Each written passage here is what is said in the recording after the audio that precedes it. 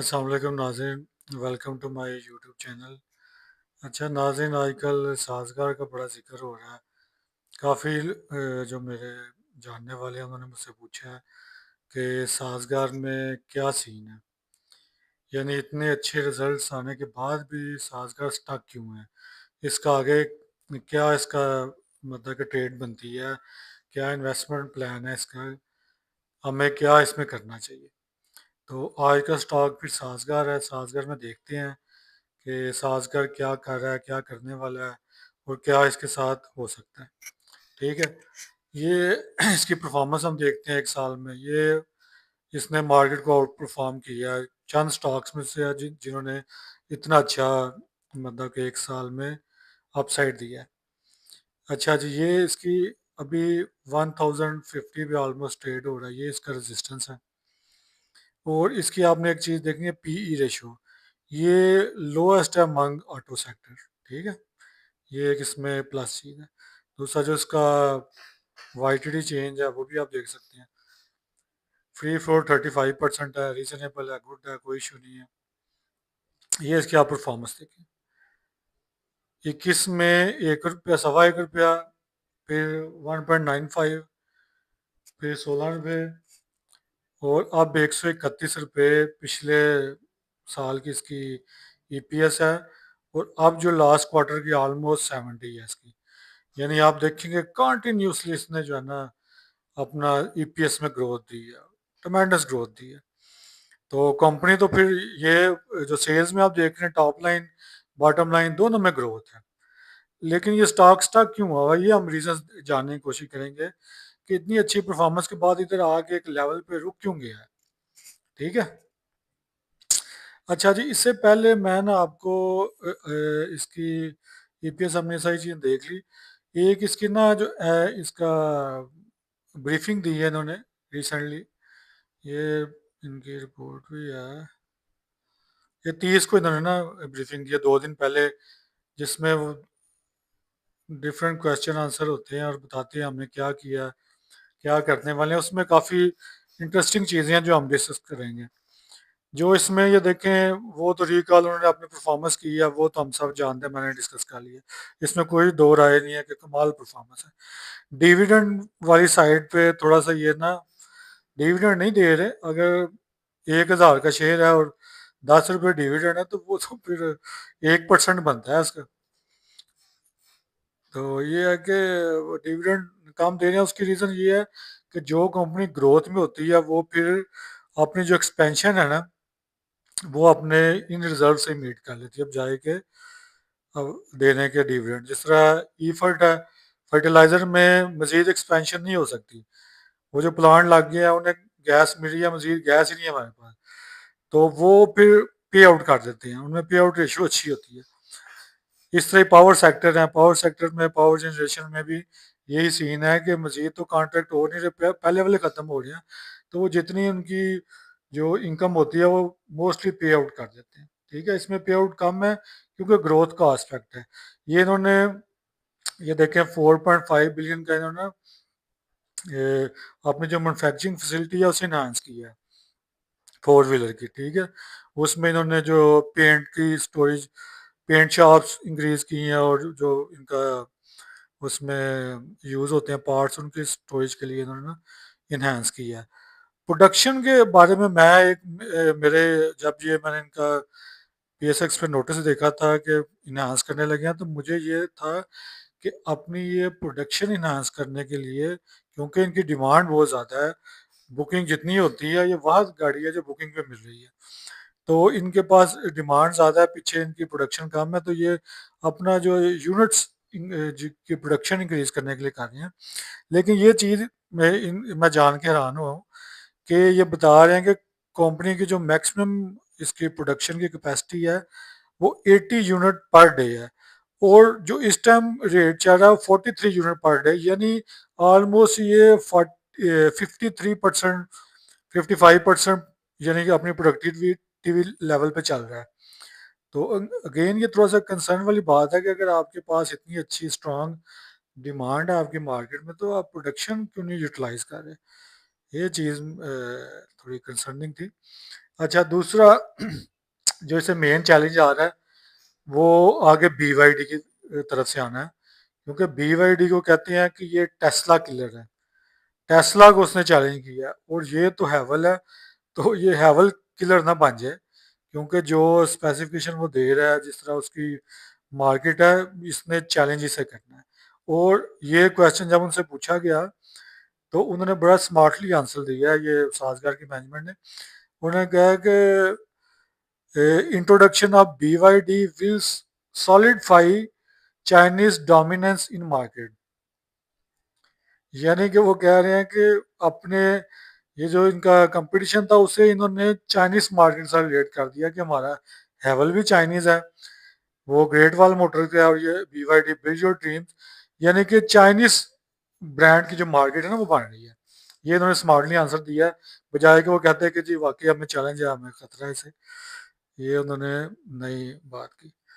अच्छा, बाकी आगे इसमें कोई ऐसा चीज़ नहीं है। आपने एक चीज़ याद रखनी है कि इसमें जो हैवल का जो सेल है ना S6 की, ये देखिए इन्होंने बताया हुआ है, वो 67% ऑफ हैवल सेल है। बाकी जूलियन की है वो कम है। और जो इसकी बॉटम लाइन है, जो इसका प्रॉफिटेबिलिटी है, उसमें भी मेजर कंट्रीब्यूशन हैवल की है। ये कंपनी ट्रैक्टर रिम्स भी बनाती है, साजगर के रिक्शे भी बनाती है, और हैवल की गाड़ियां भी बनाती है। साथ एक दो और ब्रांड है, उनकी चलती नहीं है, मेन हैवल है। तो मेन जो इनकी जो कंपनी को ऊपर लेके आई है चीज़, वो हैवल है। हैवल की मार्केट में बहुत ही अच्छा से SUV को रिस्पांस मिला है। हर जगह हैवल हैवल हुई है, तो स्टॉक मार्केट में भी साजगार साजगार है। अब हैवल की सेल पे डिपेंडेंट है, हैवल ने इसे उठाया है और हैवल ने इसे इसे आगे लेके जाना है। और हैवल की अगर सेल डिस्टर्ब होती है तो फिर ये EPS भी डिस्टर्ब हो जाने हैं। ये एक आपने चीज़ ज़हन में रखनी है, ठीक है। और इसका कंपनी का एक बहुत मुझे चीज़ पसंद है कि ये मंथली अपना सेल्स का डाटा शेयर करते हैं। हर मंथ ये अपने सेल्स का डाटा शेयर कर रहे होते हैं। उससे आप बड़े आपको जो है ना आइडिया होता है।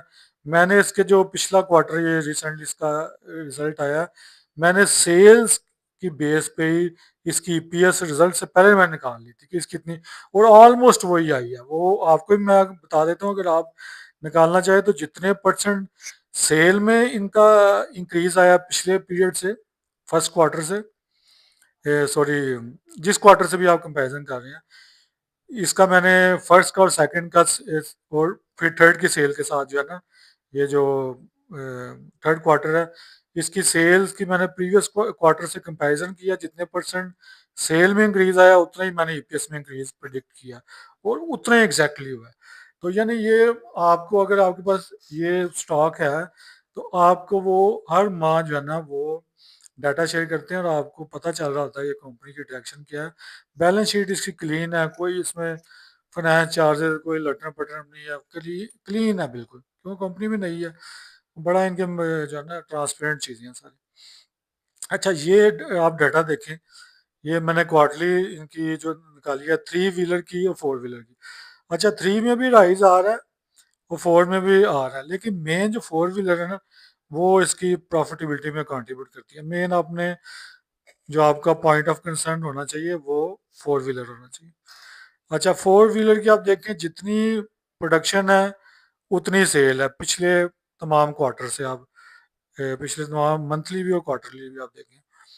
अब ये थोड़ा सा ये हुआ है कि जो सितंबर की आई है इनकी सेल्स, प्रोडक्शन नंबर भी डिक्रीज हुए हैं और सेल्स के नंबर भी डिक्रीज हुए हैं। ये थोड़ा सा पॉइंट ऑफ कंसर्न है कि पीछे आप देखें कॉन्टिन्यूसली ग्रोथ आ रही है। ये देखिए आप, जो सेल्स के नंबर है ना, 551, 780, 871, 825, 953, मेरी एक्सपेक्टेशन ये थी कि ये 1000 का जो बैरियर है उसे ब्रीच करेगा, लेकिन ये थोड़ी सी ना पीछे आई है इसकी सेल।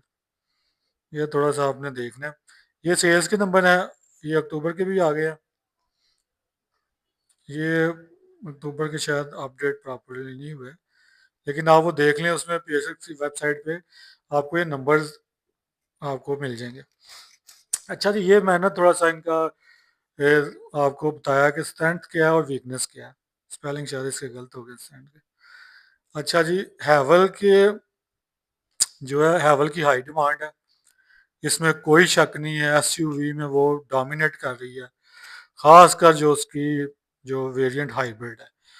और हाइब्रिड वेरिएंट जो है उसका एसयूवी होने के बावजूद वो 22 से 23 किलोमीटर पर लीटर कर रहा है, और प्यारी गाड़ी है।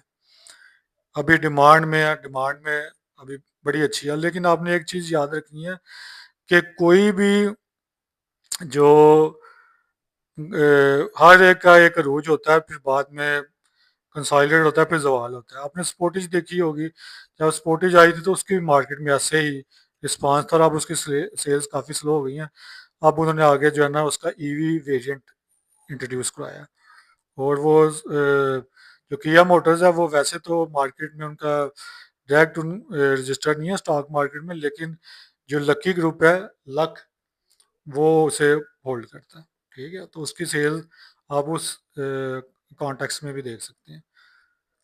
अच्छा जी, ये आगे जो है ना इसकी एक और प्लस पॉइंट है कि एक्सपेंशन जो प्लांट और मशीनरी में कर रहे हैं वो मैंने डिस्कस किया है। 4.1 बिलियन की इन्होंने उसमें कैपिटल एक्सपेंडिचर किया है। अच्छा जी, leader in hybrid SUV, hybrid में ये लीडर है। सबसे पहले हाइब्रिड जो लोकल मैन्युफैक्चरिंग सैम्पलिंग की है वो भी इन्होंने की है। अब हाइब्रिड के आगे दौर है ईवी से पहले।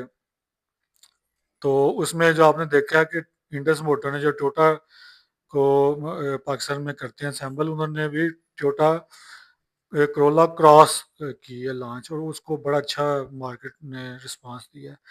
अब आगे जो है ना होंडा का भी आ रही है, उसकी एचआरवी में हाइब्रिड आ रहा है। और आप देखेंगे कि अभी वो बिल्कुल अपने चैनल के बॉटम पे है एच कार।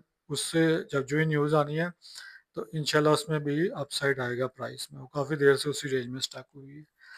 अच्छा जी, कैश रिच कंपनी है, इन्होंने जो एक्सपेंशन किया है वो भी अपने रिजर्व से की है। अच्छा, हाई ग्रॉस मार्जिन, इसमें देखें आप जितने भी ऑटोमोबाइल सेक्टर की कंपनीज है, इतना प्रॉफिट मार्जिन किसी का भी नहीं है, 29% है। और ये ड्यू टू हाइब्रिड जो इनका मेन है ना सेल, उसकी वजह से। अच्छा, चैलेंजेस क्या इसमें फेस करने पड़ सकते हैं। एक तो इनका रिटेल नेटवर्क काफ़ी थोड़ा, 15 इनके शोरूम्स हैं। ये एक्सपेंशन कर रहे हैं लेकिन स्टिल 15 हैं। ठीक है, BYD की एंट्री है, उन्होंने आपको पता बुकिंग स्टार्ट हो गई है, उसने इसे चैलेंज देना है, लोगों का उस तरफ रुझान हो रहा है। ऑटो पॉलिसी एक्सपायरी जो होनी है 2026 में, उसमें ये जो इस पे एग्जाम्पशन है सेल टैक्स की हाइब्रिड में, वो भी ख़त्म हो सकती है। उस वजह से इसकी जो ग्रॉस मार्जिन है वो डिस्टर्ब हो सकती है। ठीक है, और जिस तरह मैंने जिक्र किया कि S6 जो इसका वेरिएंट है, वही मेनली यानी कि सिंगल आप कहेंगे पिलर के ऊपर ये इमारत खड़ी है, और वो हैवल है, हैवल का भी S6। तो आने वाले वक्तों में जब इसकी सेल ड्रॉप होती है तो नया मॉडल ये होपफुली इंट्रोड्यूस कराएंगे। और न्यू मॉडल चलता है नहीं चलता, वो फिर एक रिस्क वो अपने साथ कैरी कर रहा होता है। तो इससे अब हम यहाँ तक तो मैंने आपसे मैं कर लिया। अब टेक्निकल्स पे सीधा देखते हैं, वो बड़े इंटरेस्टिंग है। टेक्निकल्स आप देखें, ये प्रॉपर आप ट्रेंड में था और बड़ा बुलिश था। यहाँ से इसने जनाब उठा, ये देखें आप, ये हम ले लेते हैं जी, 350 की रेंज से उठा है। और ये यकम अप्रैल से इसने अपना टॉप जो ऑलमोस्ट 1200 का, वो उसने 10 जुलाई को मारा। यानी विद इन आप देख लें कि विद इन 2 और 3 मंथ्स इसने 4 टाइम आपकी इन्वेस्टमेंट को डबल कर दिया होता अगर आपने इन्वेस्ट किया था। अच्छा, फिर उसके बाद फिर ऐसा ये स्टक हुआ है, ये इसका रेजिस्टेंस बन गया। इस पर दोबारा इसने टक्कर मारी है, उधर से फिर से रिजेक्शन हुई है। वहां से जब रिजेक्शन हुई है तो फिर इसने अपना चैनल भी तोड़ दिया। ये देखिए मैंने ड्रा किया। उसके बाद इस चैनल में जब आया ये, तो ये आप देखें कि 16 अगस्त से इसमें काबू आया, और स्टिल यानी कि यकम नवंबर तक इसी में है। और ये देखें बार बार रिजेक्शन ले रहा है इस पॉइंट से, यानी 10, 1060 का, 58 का, ये बार बार इधर से रिजेक्शन ले रहा है, 1 2 3 4 5 6 इसने रिजेक्शन ले लिया। अब मुझे ये लग रहा है कि अब ये इसे ब्रेकआउट देगा, क्योंकि कंसोलिडेट भी हेल्दी हो गया इतने पीरियड से। सेकेंडली ये बैक्ड बाय गुड रिजल्ट्स है, तो जब रिजल्ट पीछे अच्छा हो तो उसमें ब्रेकआउट आ जाता है। ठीक है, अब इसमें एक और इंकरेजिंग चीज़ है कि वॉल्यूम्स बेहतर होना शुरू है। इस दिन वॉल्यूम बड़े अच्छे थे, मुझे था ब्रेकआउट देगा, लेकिन फिर एग्जैक्टली मैंने अपने ग्रुप में कॉल की दी थी कि अगर इससे ऊपर ये निकले सस्टेन करे तो फिर आपने एंट्री लेनी है। और वो बच गए हैं, किसी ने मेरा नहीं ख्याल एंट्री ली हो, क्योंकि ये रिजेक्शन से ली है। अब भी उधर जाके इसने उसी सीलिंग पे टच किया। तो इसमें ये है कि दो मतलब इसमें काम हो सकता है, करना भी चाहिए। मुझे जो लग रहा है कि ये ब्रेकआउट दे देगा और जो ही ऊपर निकलेगा बुलिश होगा, आराम से ये 1200 तक के लेवल पे जाएगा। आप वो रैली इंजॉय कर सकते हैं। 17-18% का गेन इसमें नजर आ रहा है अगर ये इसे ब्रेक करके क्लोजिंग दे देता है, या कम से कम अगर आप रिस्क लेते हैं, कम से कम वो घंटा डेढ़ उस पर ऊपर ही रहे, इस लेवल से 1100 1060-62 के लेवल के ऊपर रहे। फिर इसमें आप देखेंगे कि सडनली वॉल्यूम आएंगे और ये ऊपर निकल जाएगा। ये जो ही इसने क्रॉस करना तो ये बुलिश होगा। अगर ये नहीं करता इसे क्रॉस, तो ये फिर आपकी बाइंग लेवल ये बनता है 950 950। यहाँ पे आपने आंख बंद करके इसमें एंट्री लेनी है। इंशाल्लाह फिर आपको ये मतलब कि ऊपर तक तो आपके इस चैनल के टॉप तक आप इसे कर सकते हैं। अगर चैनल ब्रेक कर गया, अपना ब्रेकआउट दे गया, तो फिर ये आप इसे मज़ीद भी रख सकते हैं। अच्छा स्टॉक है, कोई मसला नहीं है। जो मसला है वो मैंने आपको बता दिया कि ये मसला है, और चैलेंज जो है इसे वो भी मैंने आपको बता दिया। उम्मीद है आपको वीडियो पसंद आई होगी।